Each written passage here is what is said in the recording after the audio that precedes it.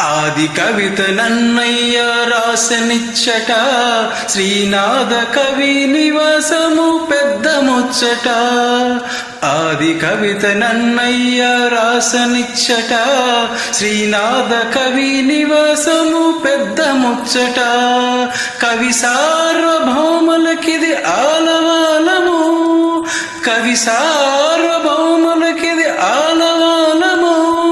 నవ కవితలు వికసించే నందనవనము, వేదంలా ఘోషించే గోదావరి, అమరధామంలో శోభిల్లే రాజమహేంద్రి.